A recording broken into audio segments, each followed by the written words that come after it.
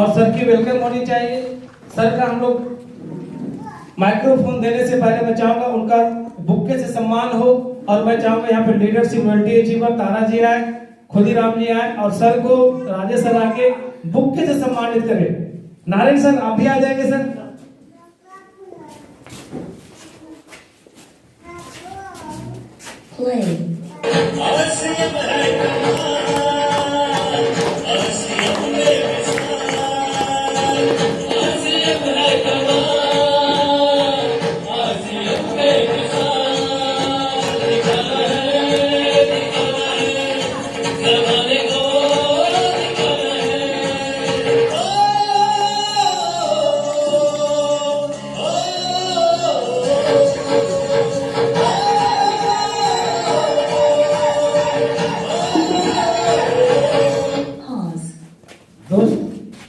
आप सबों के बीच में, हम सबों के बीच में, हम सबके अपलायन, हम सबके गुरु मिस्टर दिलीप सर हैं। 1 से 1.5 घंटा हम इनकी बातों को सुनेंगे सर। यस। हम सब अमीर बनेंगे। यस यस पूरी ऊर्जा और एनर्जी के साथ, उत्साह के साथ रहेंगे। यस। दोस्त आप सबों का साथ लेते हुए मैं चाहता हूं अब माइक को हैंड ओवर अपने अपलायन मिस्टर दिलीप सर को कर रहा हूं।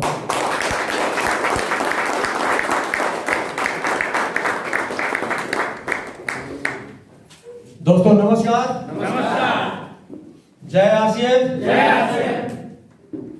सबसे पहले मैं जानना चाहूंगा कि आज हमारे बीच में नए मेहमान कितने हैं। नए मेहमान का मतलब है कि जो पहली बार हमारे इस कल्चर में शामिल हुए हैं, हमारे इस सिस्टम को जानने के लिए, समझने के लिए किन्हीं के द्वारा निमंत्रित किए गए हैं, आमंत्रित करके बुलाए गए हैं। तो प्लीज एक बार अपना हाथ खड़ा करके अपना परिचय देंगे। बहुत सारे हमारे साथ में नए साथी आए हैं। तो दोस्तों हमारा जैसा कि परंपरा रहा है कि हम दिल से आपका स्वागत करते हैं और जोरदार तालियों के साथ अपने मेहमान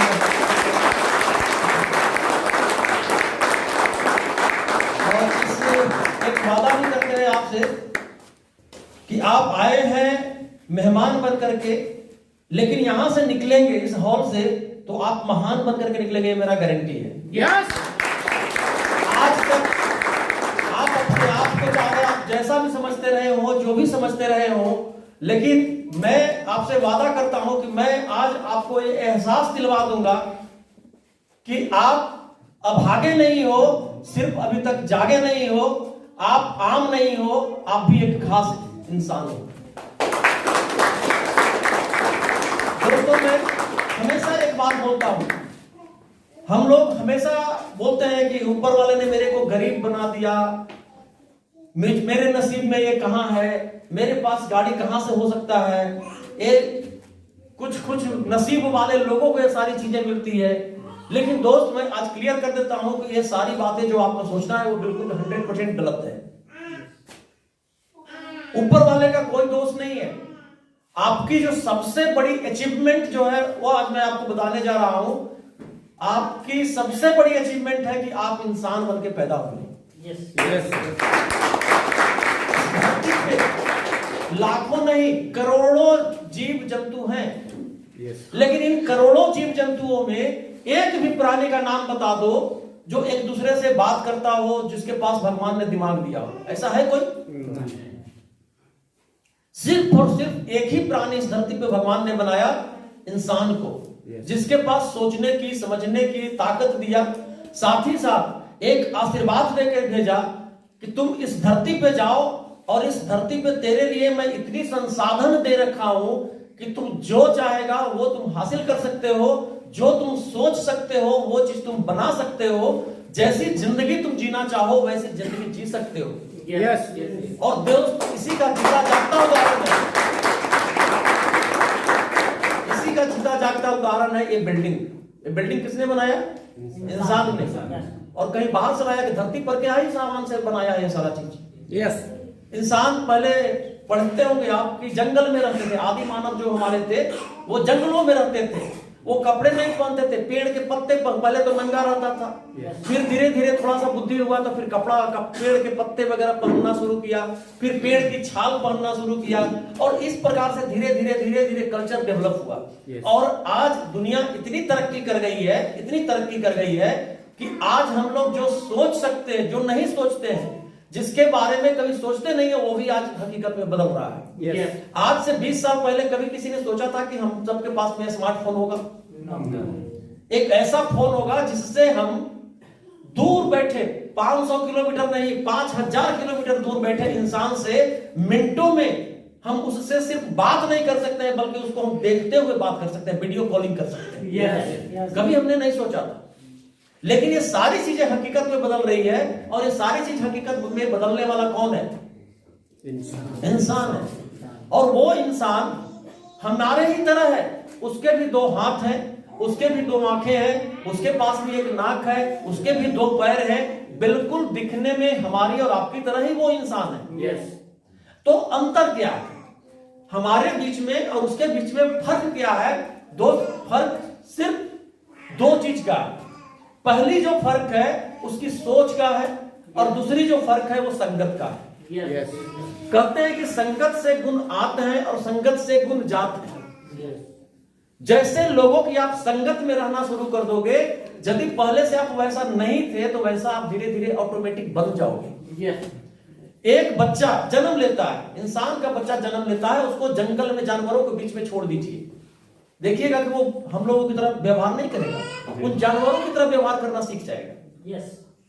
एक इंसान, एक लड़का बहुत सीधा साधा लड़का है, जिंदगी में कभी शराब गुटखा खैनी तंबाकू कुछ भी नहीं खाया है, लेकिन उसकी संगत 2-4 ऐसे दोस्त मिल जाए जो सिगरेट पीते हैं, पान खाते हैं, गुटखा खाते हैं, शराब भी पीते हैं, और उनकी संगत में रहना शुरू कर दे, तो आप देखेंगे कि ज्यादा दिन नहीं लगेगा उसको, 2, 3, 4, 5, 6 महीना बीतते बीतते उसके पास में वो सारी अवगुण आ जाएगा।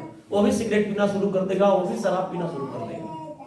इसका मतलब क्या है कि संगत यदि बुरे लोगों की हम कर ले तो हम अच्छे भी हैं तो बुरे बन जाएंगे, और यदि हम बुरे भी हैं, हमारे पास बुरी आदतें भी हैं, लेकिन हम अच्छे लोगों की संगत करना शुरू कर दें तो हम भी उनकी तरह से अच्छे बन जाएंगे। यस।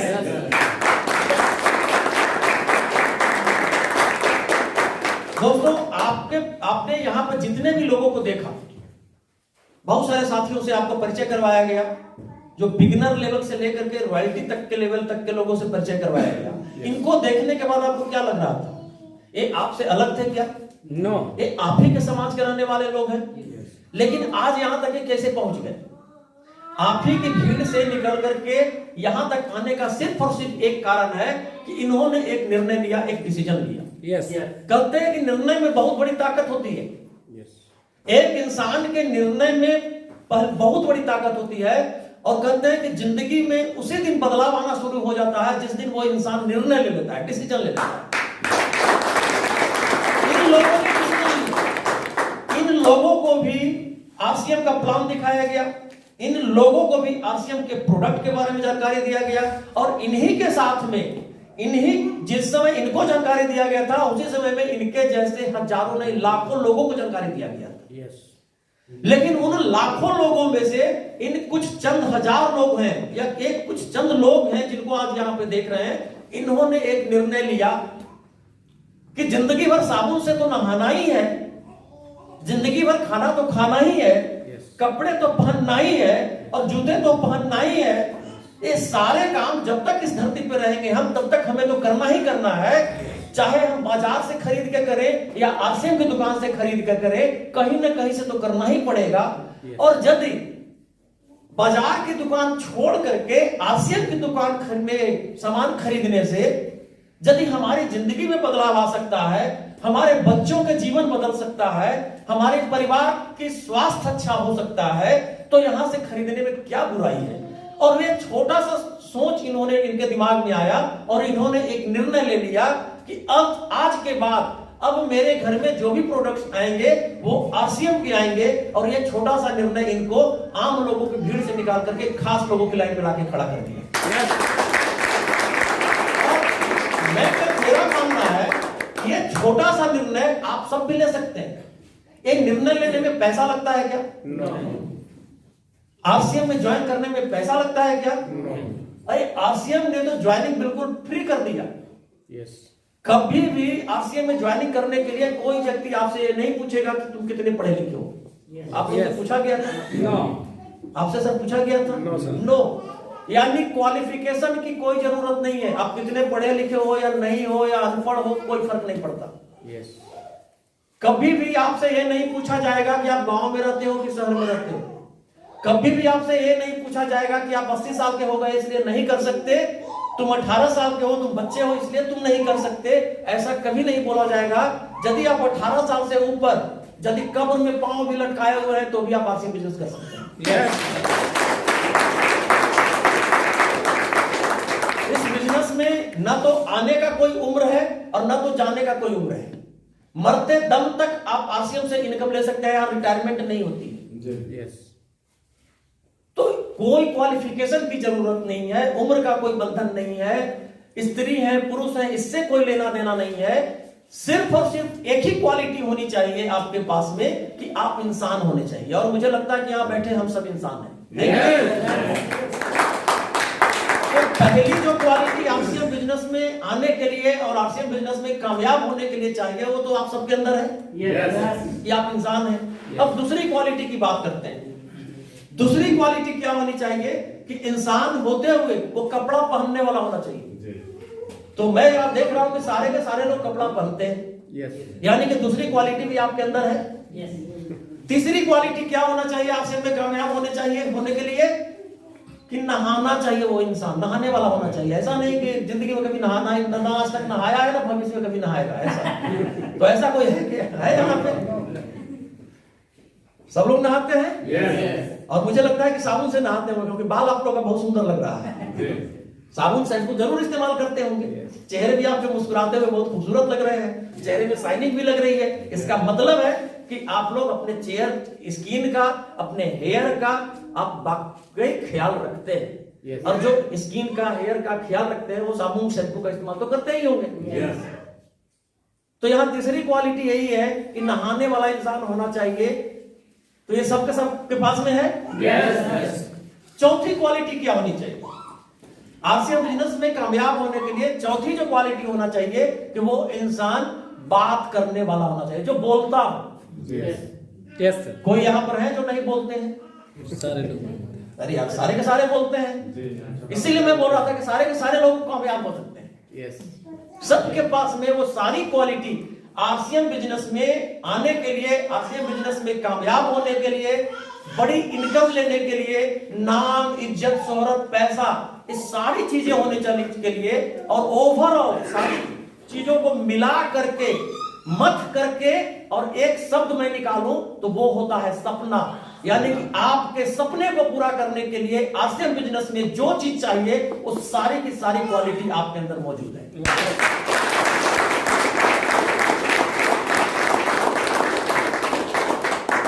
दुनिया में, इंडिया में नहीं पूरी दुनिया की मैं बात करता हूं। ये दुनिया में तो इंसान करोड़ों नहीं, कई 100 करोड़ लोग रहते हैं, लेकिन क्या सारे लोगों के सपने पूरे होते हैं क्या?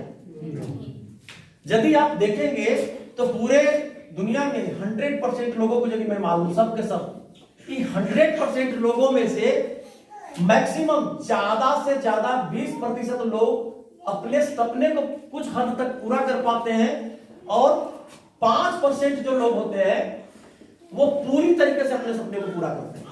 और ये 5% जो लोग होते हैं वो लोग होते हैं जिनको हम किताबों में पढ़ते हैं, जिनसे कभी मिले नहीं है, हमारा कोई रिश्तेदार नहीं है, लेकिन उनका नाम हम जानते हैं, उनको फेस भी पहचानते हैं। अमिताभ बच्चन को सब लोग जानते हैं कि नहीं? आपका कोई रिश्तेदार है? नो। क्यों पहचानते हैं? क्योंकि वो इस 5% लोगों की श्रेणी में आते हैं। मुकेश अंबानी को जानते हैं? वो भी हमारा कोई रिश्तेदार नहीं है, फिर भी जानते हैं। उसका फोटो दिखाएंगे तो पहचान लेंगे तुरंत आप। क्यों पहचानते हैं? क्योंकि वो कामयाब लोग हैं, उनके जीवन के सारे सपने पूरे हो चुके हैं। सपना का मतलब क्या होता है? इसमें 3 शब्द है। स से होता है समय, जिसके पास समय हो और साथ में सुरक्षा की गारंटी हो। सुरक्षा कैसी सुरक्षा? Financial security. जैसे अभी कोरोना आया, इस कोरोना के समय में बहुत सारे लोग बिजनेस कर रहे थे, कोई दुकानदार थे, सरकार ने सारे को लॉकडाउन कर दिया। अब जिनका दुकान का शटर नहीं उठ रहा था उनके पास इनकम की गारंटी थी क्या? वो लाखों रुपया महीना कमाने वाला इंसान था, लेकिन उसका इनकम अचानक से क्या हो गया? जीरो। यानी उसके पास इनकम तो पहले से खूब कर रहा था, वो सोच रहा था कि मैं ही 30 मार खाऊं, मैं ही सब कुछ हूं। लेकिन जैसे ही एक झटका आया, एक कोरोना आया, जिसको हम नंगी आंखों से देख नहीं सकते हैं, उस कोरोना को, उसने ऐसा झटका दिया कि उसका इनकम को जीरो कर दिया, है ना। यानी उसके पास इनकम की सिक्योरिटी नहीं है।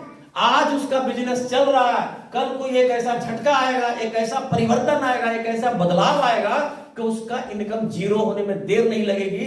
और जीरो जब हो जाएगा तो आज उसका परिवार बहुत अमीरी में जी रहा है, सारी सुख सुविधाएं ले रहा है, लेकिन जिस दिन उसका इनकम जीरो हो जाएगा, क्या उसका परिवार सुरक्षित रह पाएगा? नहीं रह पाएगा। लेकिन दोस्त, जिसका सपना पूरा होता है, उसके पास एक गारंटी होती है कि उसका परिवार सुरक्षित रहेगा। कुछ भी हो जाए, उसका परिवार सुरक्षित रहेगा, यानी उसका इनकम आता रहेगा, ये गारंटेड है। समय की बात करूं तो वो घर में सोया रहे, 6 महीने के लिए कहीं घूमने चला जाए, पूरे फैमिली के साथ में स्विट्जरलैंड चला जाए। इंडिया में सुनते हैं दार्जिलिंग बहुत अच्छी जगह है, गर्मी का मौसम में दार्जिलिंग में जाकर 3 महीना बिताए, तो भी उसके इनकम पर प्रभाव नहीं पड़े, इतना उसके पास समय की आजादी हो। यानी अपनी जिंदगी का मालिक वो खुद हो, उसका कोई बॉस नहीं हो। यदि कोई व्यक्ति दुकानदार है यहाँ पे, और यदि वो सोचते हैं कि मैं अपना बॉस खुद हूं, तो आप गलत सोचते हैं। आपका बॉस आपका दुकान होता है, दुकान में जो ताला लगाता है ना, वो आपका बॉस होता है। क्योंकि आप घर में रहते हो, ताला नहीं खुलता है तो आपको टेंशन होते रहता है कि आज दुकान नहीं खुला है, मेरा इनकम कैसे आएगा। यानी आपको कौन हैंडल कर रहा है? आपका दुकान का वो ताला है ना, वो हैंडल कर रहा है। ताला जब तक नहीं खुलेगा, तब तक शटर नहीं खुलेगा, तब तक आपको चैन नहीं मिलेगा। तो समय इतना आपके उसके पास में हो जो अपनी जिंदगी को अपने मजे से जी सके, उसको टेंशन नहीं हो, उसको मन हो कि हम 2 महीना के लिए कहीं घूमने चले जाए। यदि उसके पास भगवान ने कोई ऐसा तकलीफ दे दिया, बीमार पड़ गया, वो 2 महीना के लिए बेड पे भी है, तो भी उसका घर का इनकम न घटे, तो सही मायने में उसको माना जाएगा कि उसका सपना पूरा हो रहा है उस व्यक्ति का। दूसरी जो क्वालिटी होनी चाहिए, क्या? उसके पास पैसा उसके पास इतना हो कि पैसा खर्च करते समय कैलकुलेशन उसका दिमाग ना करे, है ना। हम लोग कोई भी सामान खरीदने जाते हैं तो कैलकुलेशन करते हैं कि नहीं? एक आम आदमी जब बाजार में खरीदने जाता है, आलू खरीदने जाता है ना, तो 4 दुकान में पूछता है कि कहां 1 रुपया सस्ता मिलता है। लेकिन कुछ लोगों को आपने देखा होगा, वो सामान खरीदने जाता है तो दाम नहीं पूछता है, वो थैला फेंकता है, बोलता है 1 किलो वो दे दो, 1 किलो वो दे दो, 1 किलो जो उसको अच्छा लगता है, पसंद आता है, वो ले लेता है। आपको लास्ट में पूछा कितना हुआ, दुकानदार बोलता है इतना पैसा हुआ, निकाल के देता है और चला जाता है।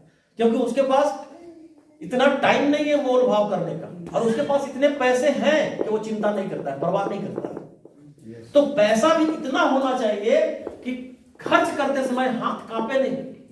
पत्नी यदि कुछ डिमांड कर दे तो पत्नी को बोल सके कि जो तेरा इच्छा है जाके दुकान में घुस जा, जो तेरा पसंद है जाके खरीद ले, खरीद के तू पसंद करके रख, मैं दूसरा कोई काम करके आ रहा हूं। और पत्नी को आकर बोले कितना बिल हुआ, इतना हुआ, दुकान पैसा निकाल के दे दे। यदि आपका बच्चा कोई डिमांड करे तो आप अपने बच्चे को छोटी छोटी चीजों के लिए डांटना नहीं पड़े। मुझे याद है आज से 14 साल पहले मैं अपने बेटे को लेकर के मार्केट गया था। छोटा बच्चा था मेरा बेटा, और वो एक खिलौने के लिए जिद कर दिया। उस समय मोबाइल खिलौना एक आता था, आप लोग देखे होंगे, बटन दबाने से आवाज आता था। अब वो मोबाइल लेने के लिए अड़ गया। उसकी कीमत ज्यादा नहीं, 25, 30, 40 रुपया ऐसा कुछ रहा होगा, लेकिन मैं उस बच्चे को कन्विंस कर रहा था, बेटा ये बेकार चीज है, ये खराब चीज है, ऐसा नहीं लेना चाहिए। क्यों कन्विंस कर रहा था? क्योंकि मेरे जेब में पैसे नहीं। आप सोच सकते हैं, मैं उस बच्चे को तो कन्विंस कर रहा था, लेकिन मेरा आत्मा रो रहा था। उस समय मुझे एहसास हो रहा था कि मैं कैसा बाप हूं कि बेटे के लिए, अपने बेटे को एक छोटी सी खिलौना खरीद के नहीं दे सकता। तो पैसा इतना होना चाहिए कि बेटा कुछ डिमांड कर दे, आपकी मां के लिए, आपके पिताजी के लिए, आपके परिवार के लिए, कभी भी कुछ भी खर्च करना पड़े तो आपको हिचक नहीं हो, आपको थोड़ा सा भी दिमाग में कैलकुलेशन नहीं करना पड़े, तब जाकर के मानूंगा कि आपका सपना पूरा हो रहा है। और तीसरी जो चीज है, सबसे बड़ी चीज है, समय सुरक्षा। पैसा हो जाए लेकिन आपको कोई नाम नहीं हो, कोई पहचानता नहीं हो, तो मजा आएगा क्या? मजा नहीं आएगा। देखते होंगे आप कि जिस व्यक्ति के पास पैसा हो जाता है, इस नाम के लिए वो जानता है कि मैं इलेक्शन में हारूंगा ही हारूंगा, फिर भी खड़ा हो जाता है, लाखों रुपया खर्चा कर देता है। किस लिए? कि कम से कम एरिया में लोग पोस्टर मेरा छपेगा तो लोग पहचानेगा तो कम से कम। यानी नाम का भी होना बहुत जरूरी है। तो यदि ये 4 चीज, समय, सुरक्षा, पैसा और नाम आपके पास में है, इसका मतलब है कि आपका सपना पूरा हो रहा है। और ये सपना वाकई में देखा जाए तो इन्हीं लोगों का पूरा होता है। यानी यदि हमें भी सपने को पूरा करना है तो इस भीड़ से निकल करके इस भीड़ में शामिल होना पड़ेगा। ये तो क्लियर है। और एक चीज और मैं बता रहा हूं, इस श्रेणी में जितने भी लोग हैं ना, इनका इतिहास पढ़ के देख लेना आप। आज से 50 साल पहले, 100 साल पहले, या तो खुद या तो उसका पिताजी या तो उसका दादाजी कहां था? पहले इस भीड़ में था, और इस भीड़ से निकल के यहां आया। मुकेश अंबानी का पिताजी धीरू भाई अंबानी को तो आप लोग जानते हैं। धीरू भाई अंबानी क्या करते थे? पहले पेट्रोल पंप पे पेट्रोल भरने का काम करते थे, नौकरी करते थे। मात्र 7वीं क्लास तक पढ़े हुए थे वो। लेकिन आज के डेट में धीरू भाई अंबानी जब इस दुनिया से गए तो 65,000 करोड़ का संपत्ति अपने बेटे को दे करके गए, और आज उनका बेटा उस 65,000 करोड़ की संपत्ति को और कई गुना बढ़ा दिया, और आज इंडिया में नहीं बल्कि पूरी दुनिया में मुकेश अंबानी का नाम है। चाहे आप टाटा का इतिहास पढ़ लीजिए। टाटा के जो पूर्वज थे वो क्या थे? एक मामूली सा लोहार थे। लोहार जो देखते होंगे, वो औजार जो गांव में हथौड़ा से ठोक करके बनाता है, वो लोहार था मामूली सा, और आज टाटा का पूरी दुनिया में नाम है। बाटा को, जूते के बारे में तो सब लोग जानते होंगे, सब लोगों ने शोरूम देखा होगा इसका। बाटा जिस व्यक्ति का नाम था वो इंडिया का नहीं है, कहीं दूसरी देशों का है। और बाटा क्या था? एक मामूली सा मोची था। वो सड़क किनारे बैठ करके, जैसे हम लोग देखते होंगे सड़क किनारे जूता बनाने वाला, वही जूता बनाने वाला इंसान था। लेकिन वो इस भीड़ से निकल करके यहां पे आया, आज पूरी दुनिया जानती है उसको। यानी कहने का मेरा मतलब है कि आज आप क्या हैं, कैसे हैं, कहां पे रहते हैं, किस हाल में है, इससे कोई फर्क नहीं पड़ता। यदि आप भी यदि ठान लें और आपको भी एक सिस्टम मिल जाए, एक ऐसा तरीका मिल जाए, तो आप भी यहां से निकल करके यहां तक आ सकते हैं। यस।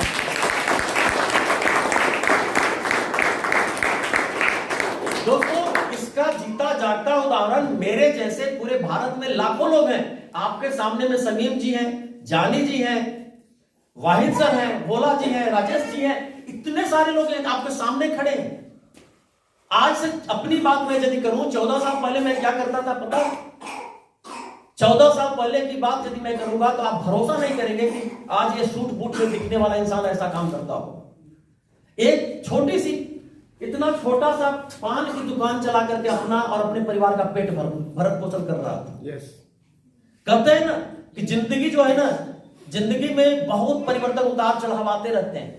जब मैं जन्म लिया था तो मेरे घर में घी के दिए जलाए गए थे, क्योंकि बहुत बड़े घराने में जन्म हुआ था। मेरे दादाजी विधायक थे, एमएलए, और एक एमएलए का क्या रुतबा होता है आप समझ सकते हैं। लेकिन समय ने करवट बदला और मैं यहां तक आ गया, ऐसी स्थिति आ गई कि मुझे पान बेचना पड़ा, पान की दुकान करना पड़ा।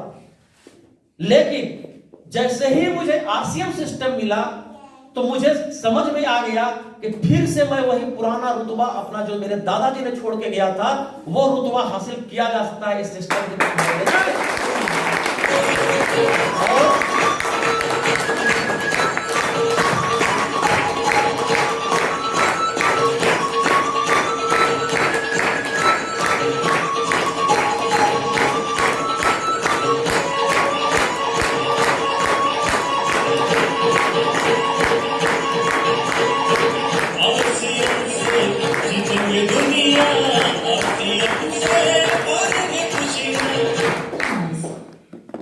मुझे एहसास हुआ, क्योंकि मुझे लगता था कि मेरे बाप दादा ने जो नाम बना के गया उसको वापस में कैसे हासिल करूं, ये हमेशा मेरे को लगता था।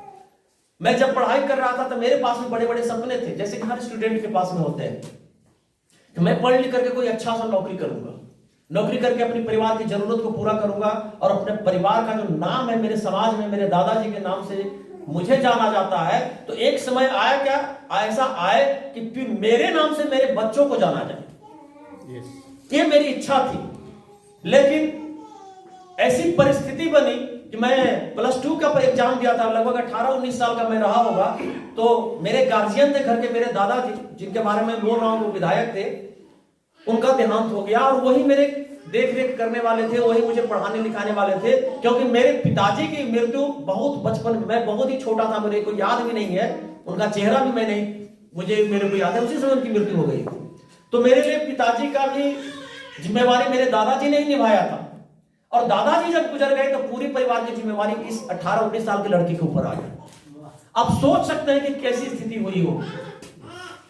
मैं पढ़ाई ज्यादा नहीं कर पाया, 1-2 साल तक, और +2 में किसी तरीके से किया, ग्रेजुएशन में नाम लिखवाया और जैसे तैसे ग्रेजुएशन कंप्लीट किया। और उसी बीच में मैं परीक्षा देता रहा, नौकरी की कोशिश करता रहा, लेकिन मैं इतना इंटेलिजेंट नहीं था, इतना मैं कंपटीशन में मैं कभी आ नहीं पाया और ज्यादा इंतजार नहीं कर सकता था। इसलिए मैं गांव छोड़ करके बोकारो में आया। बोकारो में मेरी क्वालिफिकेशन के आधार पर मेरे को नर्सिंग होम में नौकरी मिला, 1000 रुपए की सैलरी पे। मेरी पत्नी, मेरे 2 बच्चे, शादी हो चुकी थी 21 साल की एज में, मेरे 2 बच्चे हो गए थे, मेरी पत्नी थी, मैं उनको गांव में छोड़ दिया।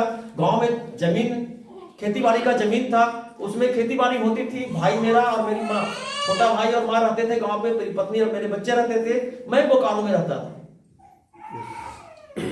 रातों को नींद नहीं आती थी। आप सोच सकते हैं कि कैसे नींद आती होगी, क्यों, कैसे नींद आएगी जिसका बच्चा कहीं और है, बच्चा बीमार हो गया, क्या है। न तो उस जमाने में मोबाइल भी नहीं था कि मैं समाचार ले सकता था।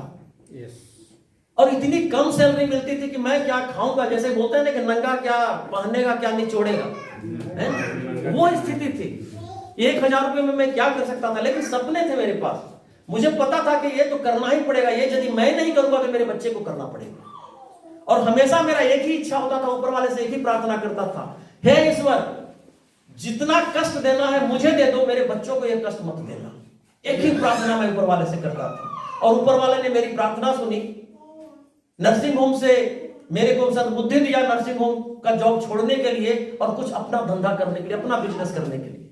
और अपना बिजनेस करने के लिए जैसी दिमाग में बात आती है ना, सबसे पहले जो चीज आती है वो आती है इन्वेस्टमेंट की, पूंजी की आती है कि नहीं? जो मेरे पास नहीं था, लेकिन मैं डिसीजन ले चुका था कि प्राइवेट जॉब नहीं करूंगा, कुछ ना कुछ अपना काम करूंगा, क्योंकि 1000 रुपया में क्या करूंगा। तो मैंने कुछ दोस्तों से मदद लेकर के वो पान की दुकान खड़ी की, और मैं मान लिया था कि अब जिंदगी ऐसे ही चलेगा। अपनी पत्नी को और दोनों बच्चों को मैं गांव से बोकारो लेके आ गया। एक 300 रुपये में किराए का कमरा लिया था। वाहिद सर उस कमरे में गए भी हैं, राजेश सर भी शायद गए हैं उस कमरे में, भोला जी भी गए हैं। उस एक छोटे से कमरे में पूरा परिवार रहता था, उसी कमरे में खाना बनाना, उसी कमरे में सोना, कॉमन, बहुत सारे फैमिली किराए में रहते थे। उसमें एक बाथरूम था, हमेशा झगड़ा चलते रहता था। जानते हो आप लोग ऐसा जगह पे क्या होता है। तो ऐसी जगह पे जिंदगी काट रहा था मैं। उसी समय मेरे दोस्त के माध्यम से आरसीएम बिजनेस मिला, और जैसा कि एक आम आदमी का धारणा होता है, मेरी भी वैसे ही धारणा थी। ऐसा नहीं था कि मैं आते आते आरसीएम को लपक लिया। मेरे भी मन में एक ही विचार आया कि हमारे इस मित्र को जो मेरे पास लेकर आए हैं, इनको किसी ने फंसा दिया या मुझको फंसाने के लिए आए। क्योंकि हमारे समाज में ऐसी मेंटेलिटी बनी हुई है कि नेटवर्क बिजनेस जो होता है चुटिया बनाने का काम, ये सब फालतू काम है। एक फालतू लोगों का काम है, जिसके पास कोई काम धंधा नहीं होता है, वही लोग ये सब काम करते हैं, उल्लू बनाने का काम है। तो ऐसा ही मेंटेलिटी, सुनी सुनाई बातों पे मैं भी भरोसा करके बैठा था, और आरसीएम बिजनेस को मैं इनकार करता रहा। लगभग 3 महीने तक मैं बार वो मेरे पास आते रहे, बोलते रहे, मैं बहाने बनाते रहा।